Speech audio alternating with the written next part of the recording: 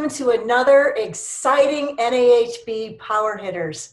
I'm your host, Linda Hoffman, coming to you from the clear but still smoky Sierra Nevada mountains, 6,500 feet above sea level, where I have finally caught my breath. Today it is my great pleasure to introduce Kevin Kelly, Chairman and Managing Principal of Leon N Weiner Associates. Kevin's accomplishments, service, and celebrity in housing are great. He is the past chairman of the board of the National Association of Homebuilders. Kevin is a natural leader in all he does for his entire life, from inductee into his high school's Hall of Fame to president of Saint Anselms student government to member of Delaware Governor Carney's transition team. Kevin's company, LNWA, is privately held with over $55 million in annual revenue, employing over 300 employees. I'd be remiss not to mention the great leader in whose footsteps Kevin followed, the great Leon Weiner. If housing had a hero, Leon Weiner is ours. As a third-generation builder, Leon was considered the conscience of the housing industry, having played a key role in developing housing policy and forging consensus at the national level. Leon was inducted into NAHB's Hall of Fame, and his bust, the only of its kind, is displayed in the NAHB lobby today. It would take a great man to fill those shoes, and I believe we have him in Kevin Kelly. Kevin, thank you and welcome to the show. Well, thank you, Linda, for that introduction. And there are those shoes have not been and likely will not be filled, those of Leon Weiner. But we try to follow the spirit and principles and the culture he created at our company and fulfill the mission of providing affordable housing for so many needy families in the area, and advocate on the national basis for that as well. Well, there's a bewildering, in speaking about affordable housing, there's a bewildering array of programs that are available to support affordable housing. Which do you use? Well, we use just about anything that is available. So we use the low-income housing tax credit, both the 4 and 9% credit. We use the home program. We act periodically as a developer for nonprofits. We just recently completed a 202 project for a local nonprofit, a Section 202 project, which also happened to have, the building was on the National Register of Historic Places, so we were able to syndicate those historic tax credits for the owners of that development as well. We do have a portfolio of rural housing, so we use some of the RD programs. We use the voucher programs as well to assist some of our residents in securing housing in our tax credit deals, and actually the Federal Home Loan Bank affordable housing program. We've been a recipient of a number of loans from the Home Loan Bank through the Affordable Housing Program. And then, over the years, we've done HODAGs, UDAGs. We're working on now, we've been selected to do a redevelopment of a public housing job. So that'll be a rad project that we will be doing, hopefully in the not too distant future. And so basically the alphabet soup of affordable housing programs. Well, a major new source of affordable housing is the use of LIHTC. Did lowering tax rates in 2017 reduce the viability of this program? Well, it had what I call a momentary impact, momentary, probably 6 months, maybe, where following the adoption, credit prices, equity prices that investors were prepared to pay did drop, but over time they recovered. So we have not seen a long-term sustained impact as a result of that change. In fact, prices up until the COVID period, quite frankly, had sort of regained almost all their footing pre-17. So I think overall its impact was de minimis. 2017 tax reform also introduced opportunity zones. How well do OZs support the development and rehabilitation of low-income housing? We have looked at creating funds. We did not do that. We looked at opportunities investing in developments. We did not do that. I think really the jury is out on opportunity zones in general from what I have read. There, as you know, there's not a whole, I haven't come across a whole lot of stuff on them. I see them periodically. I know some members of NAHB are utilizing them now, some for affordable housing developments. My own perspective is that it will not generate a significant amount of additional affordable housing. It seems to me what I've seen that is on the drawing boards and moving forward tends to be more upscale housing. It doesn't mean there may not be a component somewhere in the overall mix of the complex for affordable housing units, but I think by and large what I've seen tends to be much more upscale than affordable. How is the pandemic impacting your ability to complete projects? Well, it has, early on, it presented us a significant challenge.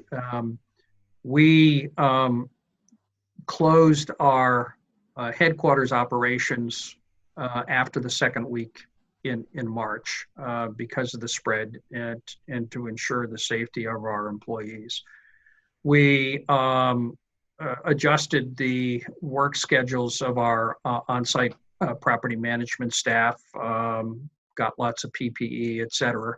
But going to your question, we also had in place rehabs at that period of time, some low rise, but we had a 13-story mid-rise senior building where we were completing renovations, and in order to access and complete the balance of the work, we were going to have to use the elevators. So we shut that job down for a period of time, put in place, gathered information, put in place recommended protocols, sat down with our subcontractors and reworked schedules to ensure that there were a minimum number of people in the units to be finished, restricted access and direct and to the units in terms of how workforce could get there and exit, how they came into the building, who they had to check with, when they had to check with us, all of which slowed the process down. You know, you're finishing up a unit, you may have a carpenter in, popping the cabinets in, you'll have a drywall or a painter in doing touch-up, you may have an electrician finishing their work, all of which had to be, all those work schedules had to be changed. So it dramatically slowed things down. But eventually, fortunately for us, the subcontractors we work with, we tend to be very loyal to people who are loyal in return. And we worked out schedules that were acceptable to them, ensuring that they protected their own people as well as protected our on-site people and the residents. So that slowed and stopped a number of our projects. As I say, they have resumed. But what we're seeing now is other impacts of COVID on the supply chain, on material costs, et cetera, that are really creating challenges for us at this point, significant challenges for us at this point in time.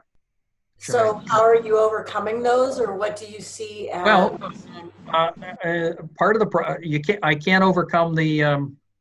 We're probably going to put the brakes on a development we had expected to go in the ground in October until it's a senior citizen development. We're the developer for a nonprofit over the line in Pennsylvania. But it's a 4-story wood frame building. And we have had shock after shock after shock in terms of the rolling increases in lumber prices have just gone through the roof, to the point where between our last estimate and our previous one, which was only about 35 to 40 days old, we've had a $250,000 increase in that short period of time. What we're also finding is material suppliers and subcontractors who would otherwise hold their prices, say, for 60 to 90 days, are now saying 30 days max. And in addition to the material prices, what we're finding is disruption we've got a development that we are now finishing and had expected in the next 2 weeks to turn units over for occupancy. And we have a contract with a national appliance supplier who informed us the other day they cannot meet the original delivery schedule. So the next question obviously is, well, okay, if you can't meet the original, what's the next date? We were told by a regional VP that it could be 6 to 8 weeks, and there's no certainty in those dates at this point in time. So, I mean, we're scrambling. We're trying. We sent people out to the big box stores, to Best Buy, to Home Depot, to Lowe's, to you name it, whoever sells appliances, because we have 24 families now who have given notice where they're currently living. We're expecting to live here, have made arrangements in some instances for the kids to change school districts now, and I don't have any appliances in the building. And it would be one thing if I had gotten a long advance notice of it, but it was a very short notice. And again, I have one of them, my primary supplier, I've had a national contract with for decades. So, and I'm hearing that just before we got on, my director of construction came in and told me that a roofing contractor that we have used, again, for decades, who is the largest roofing contractor here in this little old state, does a lot of work for the national builders on the single family side, has said he is being told by his suppliers now, again, 4 to 6 weeks out for shingle delivery from point of order, and an additional 10% increase effective the 1st of October over whatever he's incurred in the last several months. So this is all COVID related in one way or another. The ripple effect through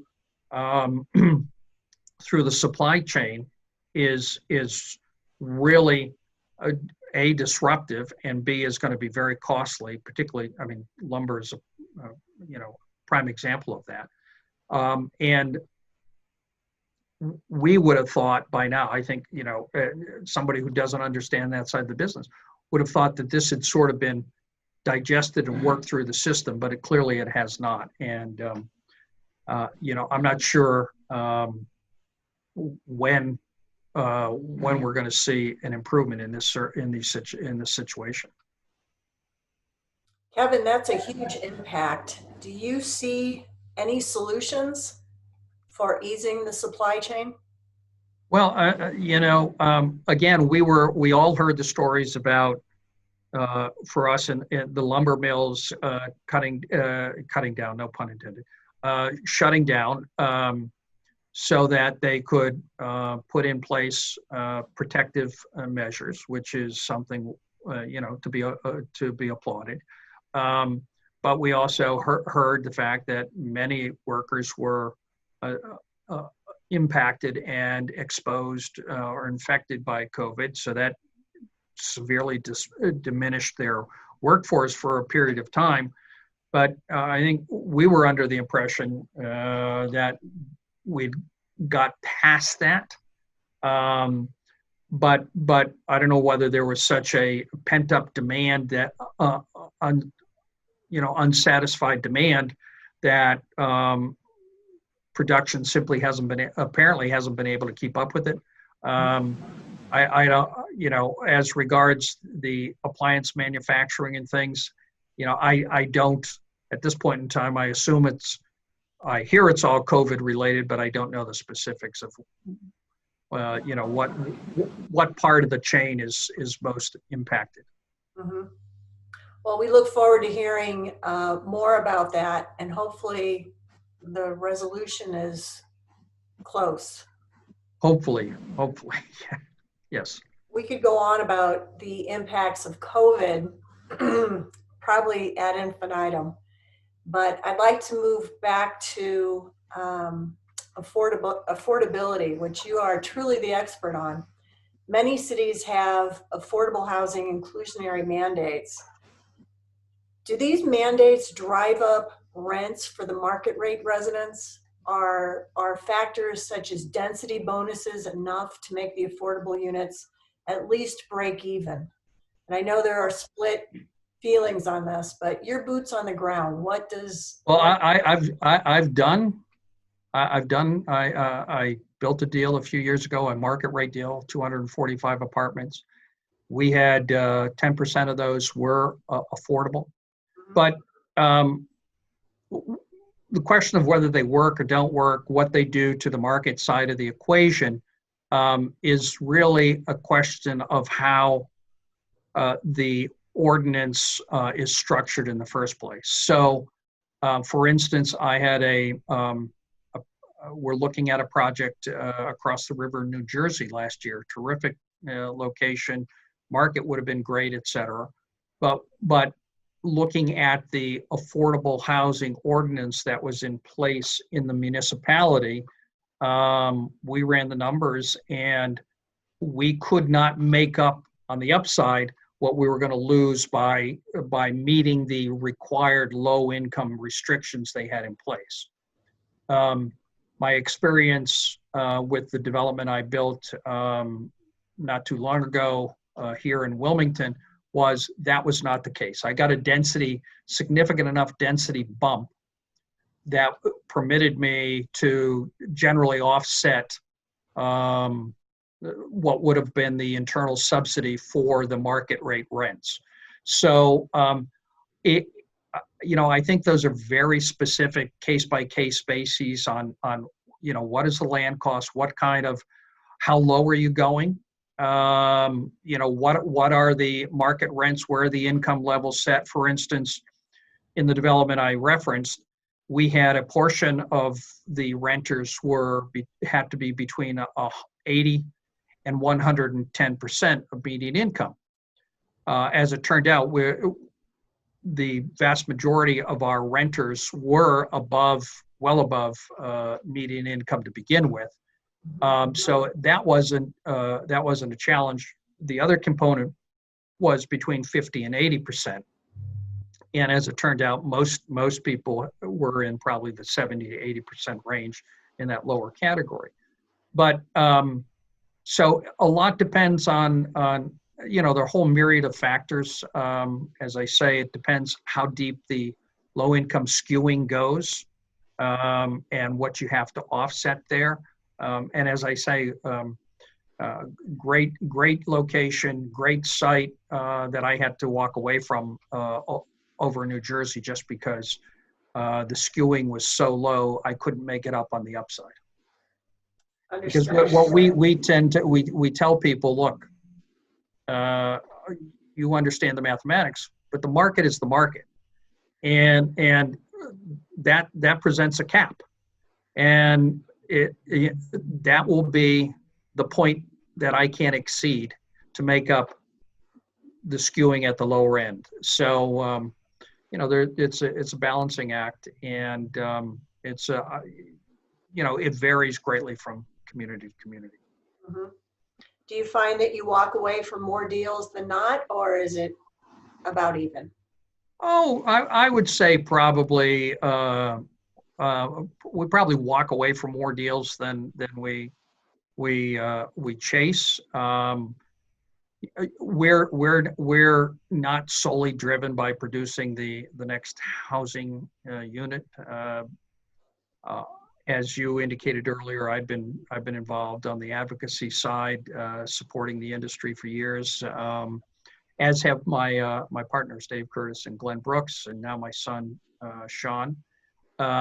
We believe that you have an obligation to give back to the industry that's been so good to you, and this industry has been good. So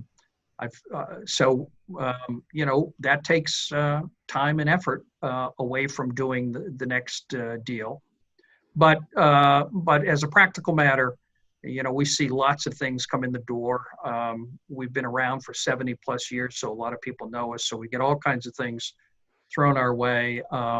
Some good, a lot not so good, or not fit our sort of mold, and say thanks but no thanks. Mhm. So housing reform proposals being discussed today would make the acceptance of Section 8 vouchers mandatory for all landlords. Currently, landlords can choose to participate in this program because of the compliance costs involved. Can compliance costs be reduced? That is HUD inspections.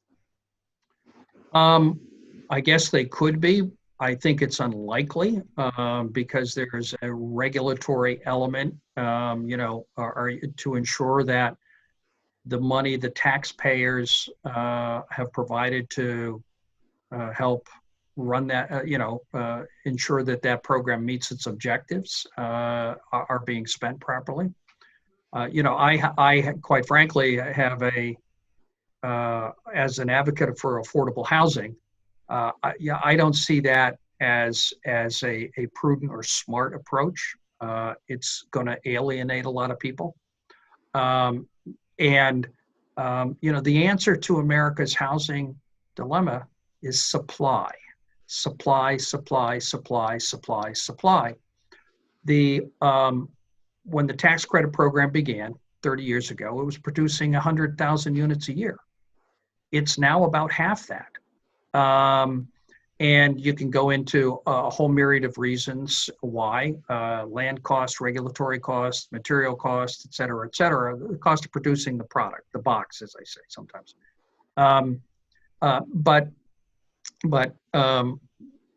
shifting the burden and obligation that is truly should be a public obligation to house or try and provide better housing for American citizens should not fall, I think, on the backs of local landlords. We don't do that to other professions, and we shouldn't do it to the real estate profession either. This is a societal problem. It is a problem, obviously, that hasn't received near enough attention over the last several decades.